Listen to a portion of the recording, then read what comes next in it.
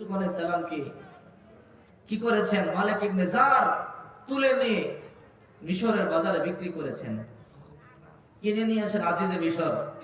আল্লাহ তাআলা বলেন, وقال الذي اشترى من مصر لامرأته أكرمي مثواه عسى أن ينفعنا أو نتخذه ولدا। আজিজে মিশর কিনে স্ত্রী জুলাইখাকে দিয়ে বললেন, তাকে সসম্মানে রাখো, ইজ্জত করো, ভালোবাসা দাও। সে হতে পারে আমাদের অনেক কাজে আসবে, অথবা সন্তান হিসেবেও তাকে লালন পালন করতে পারে। জুলাইখা দেখলেন অত্যন্ত সুন্দর একটা যুবক, ছোট শিশু, লালন পালন করলেন। কিন্তু আস্তে আস্তে যখন ইউসুফ বড় হলো, জুলাইখা তার দিকে কুদৃষ্টি দিলেন, এই যুবকের সাথে অপকর্ম আমার করতে হবে। নাউজুবিল্লাহ পড়েন। ঈমান তো হতে হবে ইউসুফের মতো, ঠিক কি না?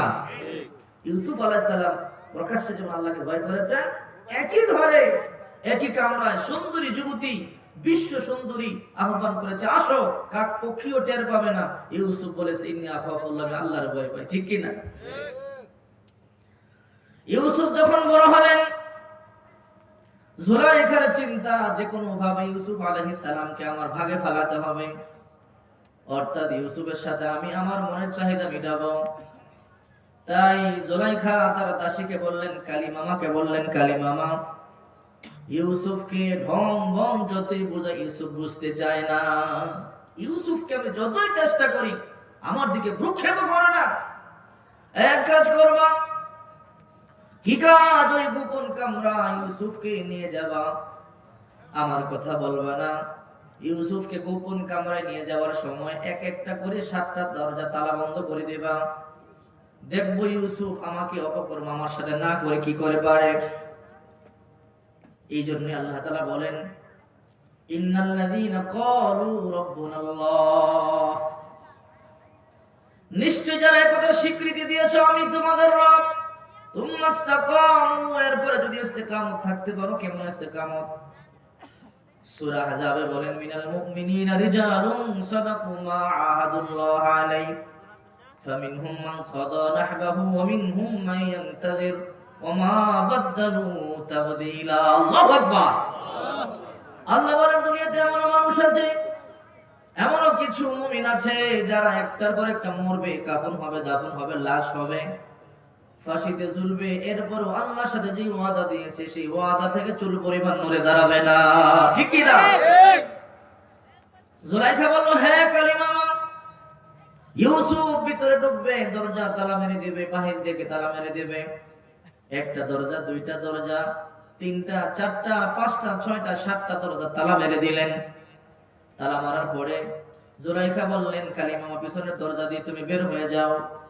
পিছনের দরজা দিয়ে বের হয়ে গেলেন।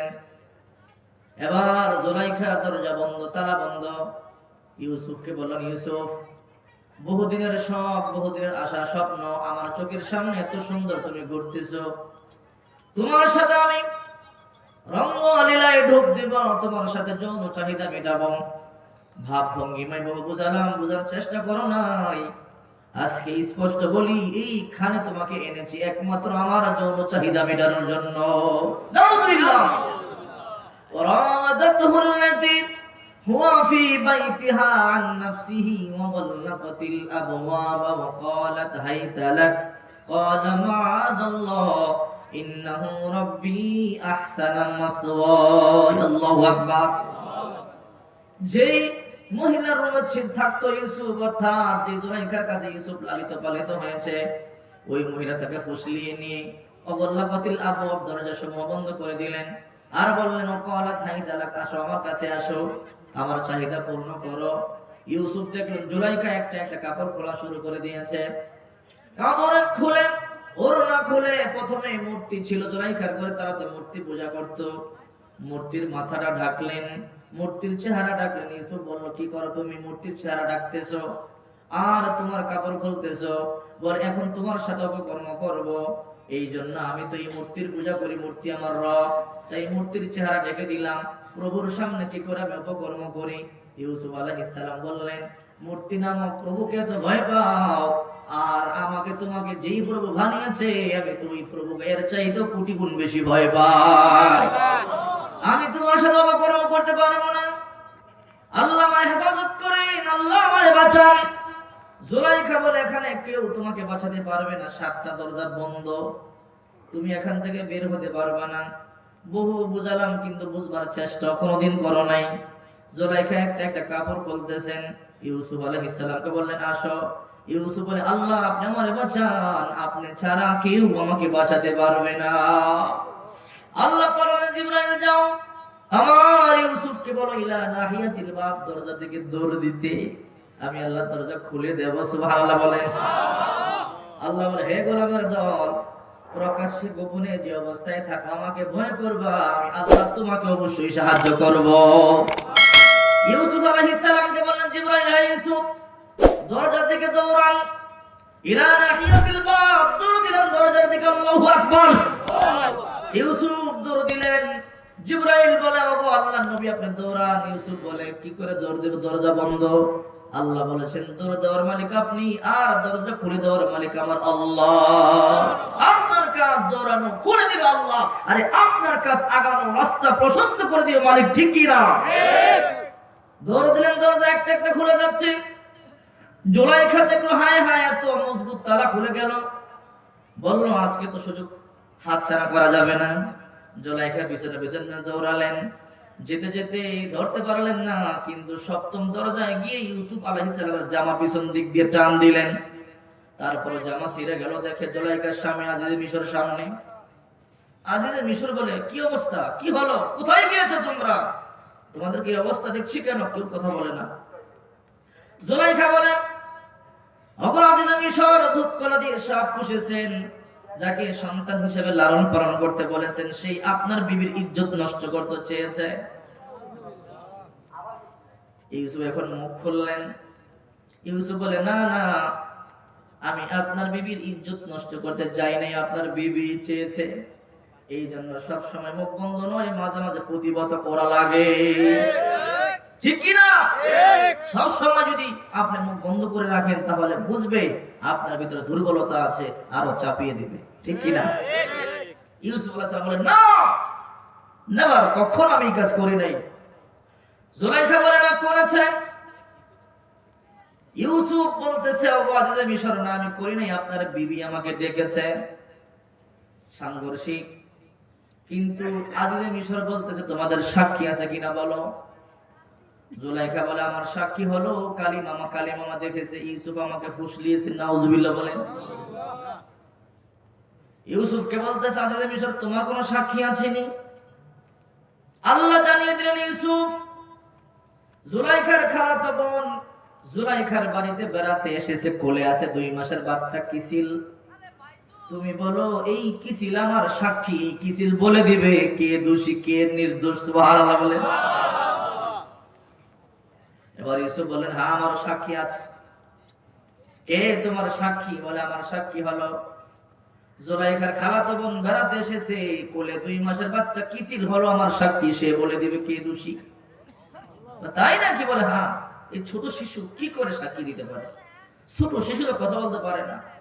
ইউসুফ বললেন কথা বলতে না পারলে আমাকে শাস্তি দেন, আপত্তি নাই, আর বলতে পারলেই কে দোষী বা কে নির্দোষী সেই বিচার আপনি করেন। আল্লাহু আকবার। বিচার হবে অমুক দিন। শহরের লোকেরা উপস্থিত হলো, হাজার হাজার মানুষ, 2 মাসের বাচ্চা কি করে আবার কথা বলে।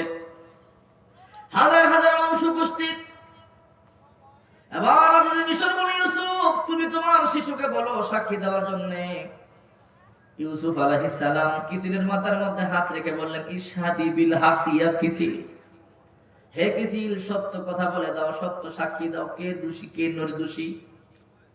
তখন কিসিল বলতেছে ডাইরেক্ট বলে না তুমি নির্দোষী বা জুলাইখা দোষী, তাহলে বুঝবে এটা জাদু। ওই বাচ্চা বলতেছে হ্যাঁ আজিজে মিশর জামা চেক করো, জামা যদি ইউসুফের জামার পিছন দিক দিয়ে ছেঁড়া থাকে তাহলে বুঝবা তোমার স্ত্রী জুলাইখা দোষী। তার মানে ইউসুফ চায় না, ইউসুফ পালাতে লাগছিল, তোমার বিবি টান দিচ্ছিল, বোঝা যায় ছিঁড়ে গেছে। আর যদি জামার সামনে দিয়ে ছেঁড়া হয় বুঝবা ইউসুফ রাজি ছিল, তোমার বিবিও নির্দোষ। এবার এই বাচ্চা কথা বলে দিলেন। ইউসুফ আলাইহিস সালামকে বলতেছে জামা চেক করো। আজিজে মিশর দেখে ইউসুফ আলাইহিস সালামের জামার পিছন দিক দিয়ে ছিঁড়া, মানে ইউসুফ নির্দোষী, ঠিক কি না? এই জন্য আল্লাহ ইউসুফ আলাইহিস সালাম তো আল্লাহ পাকের একজন নবী, নবীকে দিয়ে আল্লাহ তাআলা কখনো অপকর্ম করাবেন না। কিন্তু যারা মুমিন, পরিপূর্ণ যারা মুমিন, তারা তো নবীদের সন্তান, ঠিক কিনা বলেন? রূহানী সন্তান, তাদেরকে দিয়ে আল্লাহ অপকর্ম করাবেন না। এইজন্য আল্লাহ তাআলা বলেন, যারা আমি আল্লাহকে বলেছি আমি তোমাদের রব, আমার গোলামি ছাড়া বহির্ভূত কোনো কাজ করবে না, আমি ওয়াদা দিলাম তোমাদের টেনশন নাই, তোমরা মরতে দেরি, জান্নাতে যেতে দেরি না। আল্লাহ তাআলা বলেন, হ্যাঁ দুনিয়াবাসী, আমি তোমাদেরকে বানিয়েছি, আমি তোমাদেরকে দুনিয়াতে পাঠালাম একটাই উদ্দেশ্য। রাসূল সাল্লাল্লাহু আলাইহি ওয়াসাল্লাম বলেন, লা তাআতু লিমাখলুকিন ফি মাসিয়াতিল খালিক। আল্লাহকে বেজার করে কোন মাখলুককে সন্তুষ্ট করা যাবে না, ঠিক কিনা বলেন? সে মা হোক, বাবা হোক, ভাই হোক, বোন হোক, একমাত্র খুশি করতে হবে আল্লাহ, আল্লাহর রাসূলকে। প্রয়োজনে কেউ খুশি হোক আর বেজার হোক দেখার বিষয় নয়, ঠিক কিনা? প্রয়োজনে আমরা পিতাকে বিচ্ছিন্ন করতে পারি, মাতাকে বিচ্ছিন্ন করতে পারি, ভাই বোনকে বিচ্ছিন্ন করতে পারি, একমাত্র আল্লাহ আর রাসূলের জন্য, ঠিক কিনা? সূরা মুজাদালার শেষ আয়াতে আল্লাহ তাআলা স্পষ্ট ঘোষণা দিয়েছেন, দুনিয়াতে এমন কিছু মানুষ আছে যারা আমাকে ভালোবাসে, আমাকে বিশ্বাস করে, পরকালকে বিশ্বাস করে, আমাকে সন্তুষ্ট করবার জন্য, আমার নবীকে সন্তুষ্ট করবার জন্য দুনিয়ার কোন মা বাবা হোক, ভাই বন্ধু হোক, কাউকে তারা পরোয়া করে না, ঠিক কিনা? আবু উবাইদা ইবনে জাররাহ রাদিয়াল্লাহু তাআলা আনহু শানে এই আয়াত আল্লাহ পাক রব্বুল আলামিন নাযিল করেন, লা তাজিদু কওমান ইউমিনুনা বিল্লাহি ওয়াল ইয়াউমিল আখির ইওয়াদুনা মান হাদাল্লাহা ওয়া রাসূলাহু ওয়ালাউ কানু আবাআহুম আও আবনাআহুম আও ইখওয়ানাহুম আও আশীরাতাহুম। আল্লাহু আকবার। আল্লাহ তাআলা স্পষ্ট ঘোষণা দিয়েছেন, বদর যুদ্ধে চিন্তা করেন রাসূলকে, আল্লাহকে সাহাবীরা কতটা ভালোবাসতো। যুদ্ধের একদিকে বাবা আর একদিকে সন্তান, যে যাকে সুযোগ পায় ও আল্লাহ উড়িয়ে দিবে। আবু উবাইদা ইবনুল জাররাহ রাসূলের পক্ষে আর নিজের পিতা রাসূলের বিপক্ষে। সংক্ষেপে বলি, যুদ্ধ শুরু হলো, আবু উবাইদা ইবনুল জাররাহ রাসূলের পক্ষে পাহারা দিচ্ছেন, আর আবু উবাইদা ইবনুল জাররাহর পিতা রাসূলকে হত্যার জন্য আসতেছে। আবু উবাইদা ইবনুল জাররাহ দেখলেন পিতা আসছে, পিতাকে বললেন, আল্লাহর কসম করে বলি আপনি পিতা হতে পারেন, কিন্তু আপনার থেকে কোটি কোটি গুণ বেশি ভালোবাসে রাসূলকে। আল্লাহু আকবার। আমার রাসূলের ইজ্জত, রাসূলের দেহ হেফাজতের জন্য প্রয়োজনে আপনার দেহ থেকে কল্লা উড়িয়ে দিতে পারি, সাবধান চলে যান। পিতা চলে গেছে, চিন্তা করলেন যুবক সন্তান আমি পারবো না, চলে গেছে। কিছুক্ষণ পর আবু উবাইদা ইবনুল জাররাহ দেখলেন আবার নিজের পিতা আসতেছে রাসূলকে হত্যা করবার জন্য। আবু উবাইদা ইবনুল জাররাহ বললেন, আল্লাহর কসম করে বলি রাসূলকে যদি আঘাত কর তোমার কল্লা দেহ থেকে আলাদা করে দেব, কারণ আমি আমার রাসূলকে তোমার থেকে কোটি গুণ বেশি ভালোবাসি। বাবা দ্বিতীয়বার চলে গেল, কিছুক্ষণ পরে দেখলেন আবার পিছন দিক দিয়ে আসতেছে বাবা তৃতীয়বার। আবু উবাইদা ইবনুল জাররাহ বললেন, আল্লাহর কসম করে বলি তোমার থেকে আমি আমার রাসূলকে কোটি গুণ বেশি ভালোবাসি, রাসূলকে যদি আঘাত করতে আসো তাহলে তোমার কল্লা উড়িয়ে দেব। এই কথা বলতেই বাবা চলে গেল। চতুর্থবার দেখলেন আবার রাসূলকে আক্রমণ করবার জন্য আসতেছেন।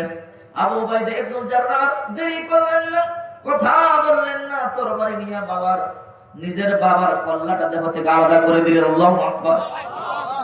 প্রমাণ করলেন নবী আপনাকে আমার পিতা থেকে কোটি গুণ বেশি ভালোবাসি।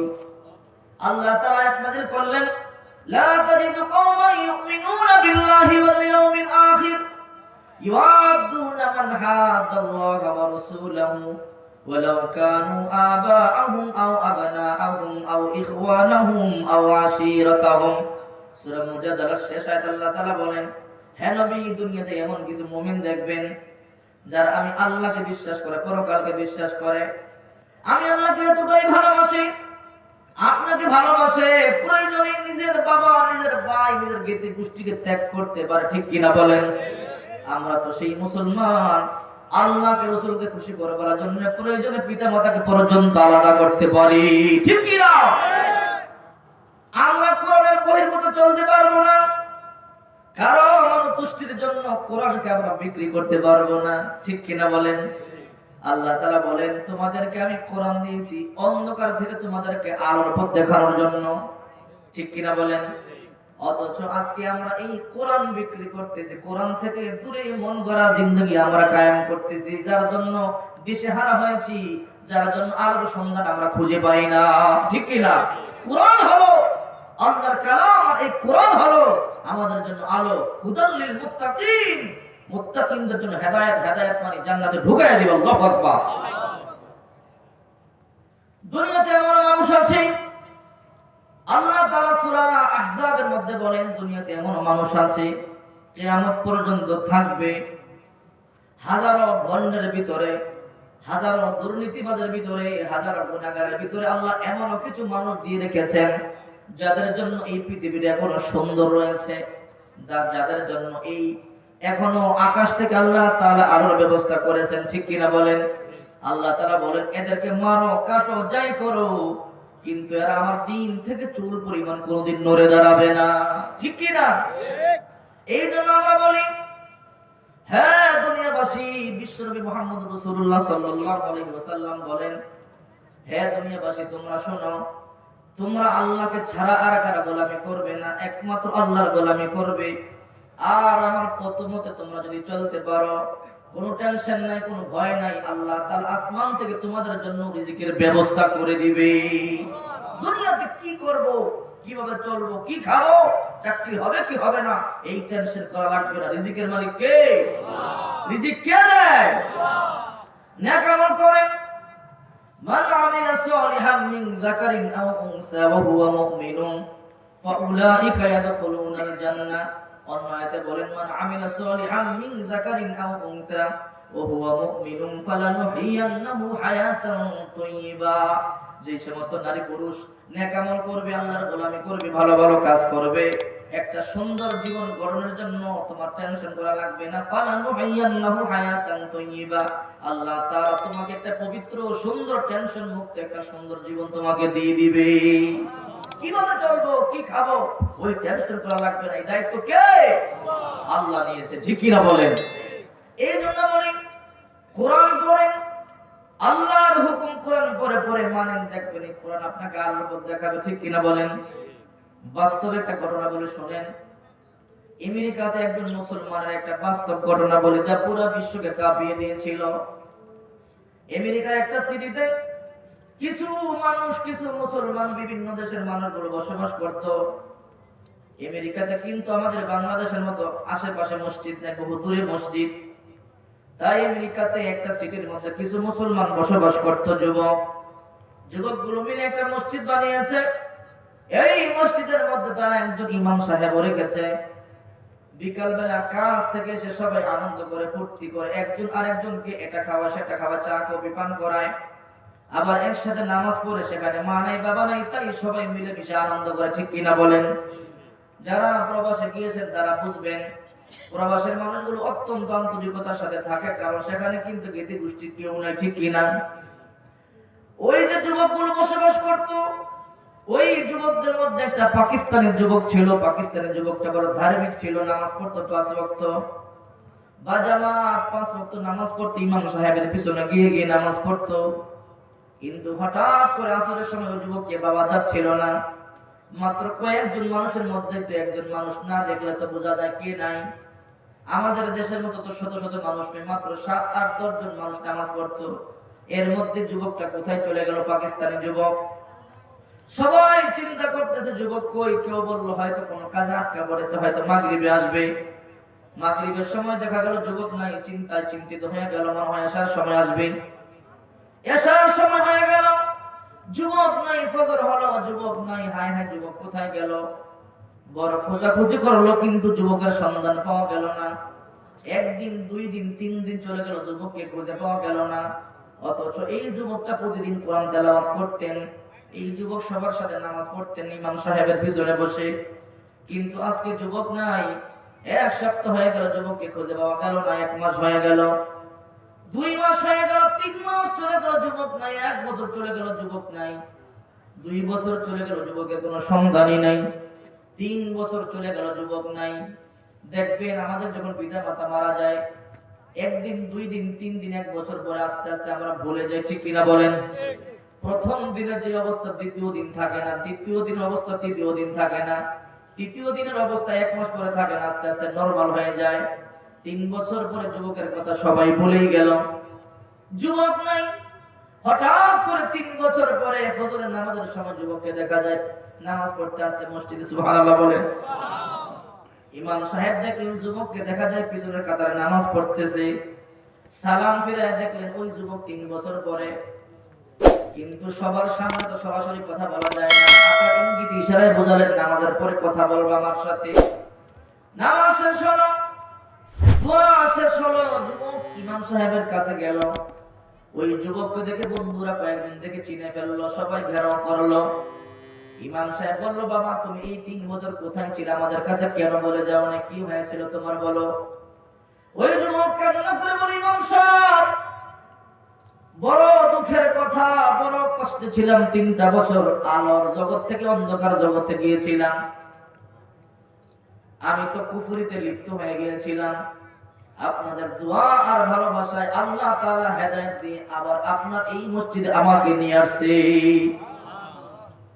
কি করেছো 3 বছর, সেই ব্যাকগ্রাউন্ডটাই তো শুনতে চাই। বলে, হুজুর আমি যেই ডিপার্টমেন্টে কাজ করতাম, এটা তো আমেরিকা, খ্রিস্টান ছেলে মেয়ের সাথে কাজ করে। একটা খ্রিস্টান মেয়ের সাথে আমার বন্ধুত্ব ছিল, প্রেম ছিল, ভালোবাসা ছিল। আমি যেই ডিপার্টমেন্টে কাজ করতাম ওই যুবতীর সাথে দীর্ঘদিনের প্রেম আমার। যুবতীর প্রেমে এতটাই দুর্বল হয়েছে, যা বলতো তাই শুনতাম। এক পর্যায়ে বললাম তোমাকে বিয়ে করব। যুবতী আমাকে কয়েকটা ওয়াদা দিল, যুবতী আমাকে কয়েকটা ওয়াদা করালো। যদি আমাকে তুমি বিয়ে করতে চাও, 1 নম্বরে মুসলমান ধর্ম ত্যাগ করে খ্রিস্টান হওয়া লাগবে, তোমার মুখের দাড়িগুলো চেঁচে ফেলা লাগবে। আর কয়েকটা শর্ত আমাকে দিল, শুকরের গোশত খেতে হবে। আমি সবগুলো রাজি হয়ে গেলাম।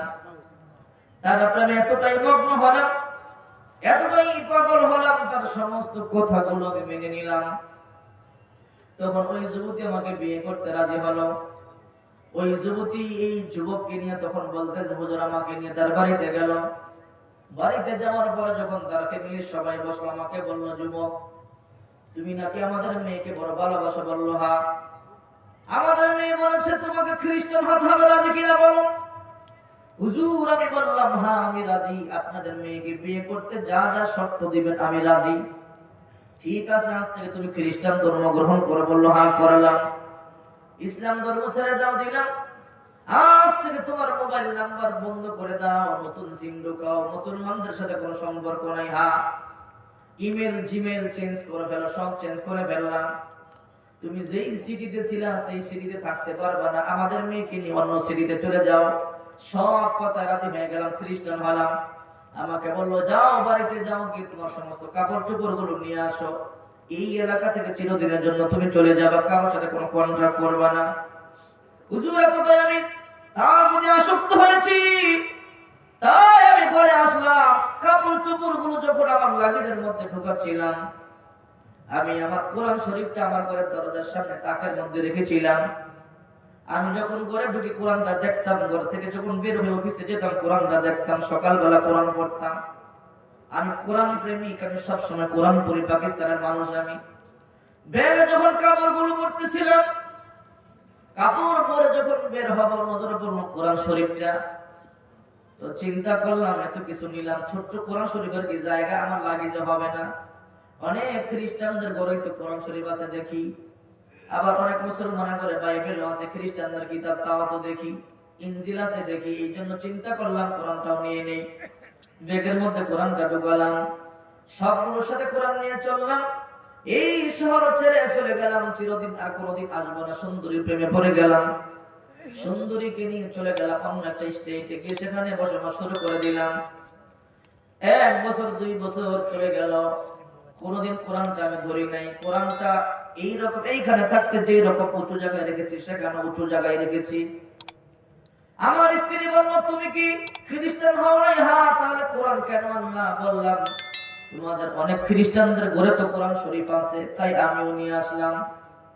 আমার স্ত্রী আমাকে কিছু বললেন না, কিন্তু স্ত্রীর ভয়ে কোনোদিন কোরআন ধরলাম না। আর আমি তো খ্রিস্টান হয়ে গেছি, অপবিত্র, কোরআন ধরলাম না। আমি ঠিক এই এলাকার মধ্যে এসেও আমি তাকের মধ্যে উপরে রেখে দিলাম। কোরআনের প্রতি একটা দয়া আছে, কোরআনের প্রতি আমার একটা ভালোবাসা, আন্তরিক টান আছে। আমি যখন সকাল অফিসে যেতাম একবার দেখতাম ভিতরে, আবার যখন ঢুকতাম কোরআনটা দেখতাম, কিন্তু স্পর্শ করতাম না। 3 বছর চলে গেল, ধরি নাই, কোরআনের উপরে ময়লা পড়ে গেছে।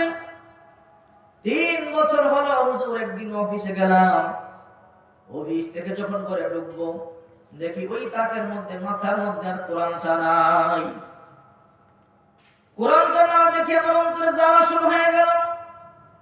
কোরআন কি হলো? কোরআন মুসলমান থেকে খ্রিস্টান হয়েছি ভালো কথা, কোরআন পড়ি না তাও ঠিক আছে, কিন্তু কোরআনের জায়গায় কোরআন নাই, কারণটা কি? বিবিকে জিজ্ঞাসা করলাম, আমার হোলি কোরআন কোথায়? কোরআন কি করেছো? কোরআন কোথায়? এই ঘরে তুমি আর আমি ছাড়া কেউ নাই। বিবি বলে, কোরআনটা আমি ডাস্টবিনে ফেলে দিয়েছি। বলে, কেন? বলে, আজকে চিন্তা করলাম ঘরের মধ্যে যত পরিত্যক্ত কাগজপত্র আছে, যত জিনিসপত্র আছে, সবগুলো ঘর পরিষ্কার করে সবগুলো নোংরা ডাস্টবিনে ফেলে দেব। সব নোংরা বস্তুগুলো একত্রিত করলাম, একত্রিত করে গাটুরি বেঁধে সবগুলো নিয়ে যখন যাচ্ছি, চিন্তা করলাম এই কোরআনটাও তো পরিত্যক্ত একটা বস্তু। 3 বছর হলো এই কোরআনটার মধ্যে আমার হাজবেন্ড হাত লাগায় না, ময়লায় দল হয়ে আছে, কোনদিন স্পর্শ করলো না, তাই আমি এই কোরআনটাকে অবস্থায় ভরে ফেলে দিলাম। যুবক বলে, কি করলা তুমি? হ্যাঁ বিবি, তুমি কি করলা? আমার বলে, কোরআন ফেলে দিলা। কোন ডাস্টবিনে ফালাইছো বলো? বলে, ওই যে বাড়ির পাশে একটা ডাস্টবিন আছে, সেখানে ফালাই দিয়েছি। যুবক তো উড়ে গেলেন খুঁজবার জন্য, খোঁজাখুঁজি করলেন, পেলেন না।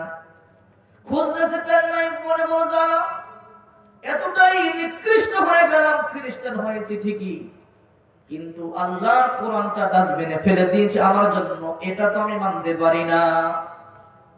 যুবক খোঁজাখুঁজি করলেন, কিন্তু পাচ্ছেন না, বারবার কান্না করে বলে, মালিক, এখন যে আমি আসমানের দিকে তাকায় তোমার কাছে দোয়া করব, সেই মুখ তো আমার নাই। যেই নাফরমানি করেছি, তোমার মনোনীত ধর্ম ইসলাম ত্যাগ করে খ্রিস্টান ধর্ম গ্রহণ করেছি, আয় আল্লাহ, আমি যেই নাফরমানি করেছি তোমার কাছে চাওয়ার মতো মুখ আমার নাই। এরপর কান্না করে বলে, মালিক, আমার কারণে তোমার কোরআন তুমি ডাস্টবিনে ফেলাও না। আজকে ওয়াদা দিলাম, খ্রিস্টান ধর্ম গ্রহণ করেছি, আজকে আমি আবারও ইসলাম কবুল করে নিলাম। আয় মালিক, আর নাফরমানি করব না, এরপর কোরআনটা মিলায়া দাও।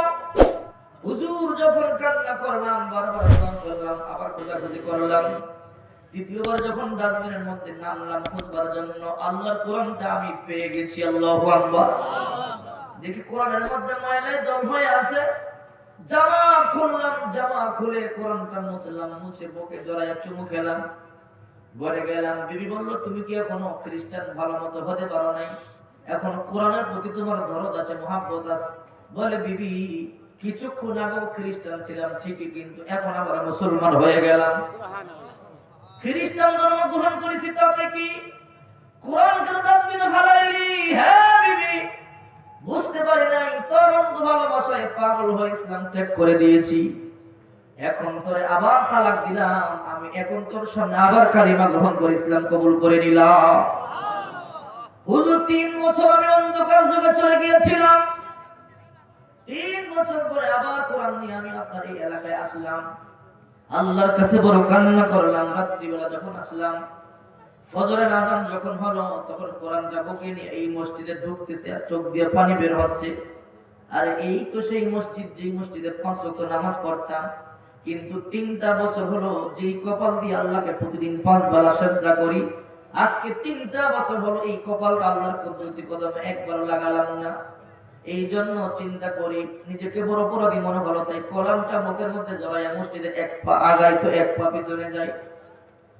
বড় শরম আর লজ্জা। এরপর সাহস নিয়ে মসজিদের মধ্যে ঢুকলাম। ঢুকার পরে চিন্তা করলাম, পিছনের কাতারে কোন রকম নামাজটা শেষ করে আদায় করি, কিন্তু কে যেন আমার বলে, যুবক, সারা জীবন তো সামনের কাতারে নামাজ পড়লি, আজকে কেন পিছনের কাতারে নামাজ পড়বে? কে যেন ধাক্কা দিয়ে বলে, যা সামনের কাতারে গিয়ে নামাজ পড়।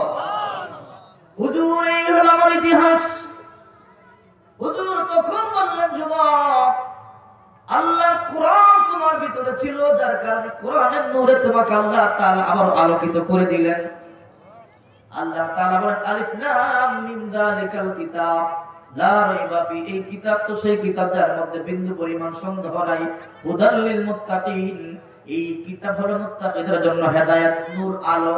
এটা এমন আলো যত অন্ধকারে তুমি পড়ে যাও, সিনায় কোরআন থাকলে আল্লাহ সেই নূরে তোমার উদ্ধার করে দেবে, ঠিক কি না?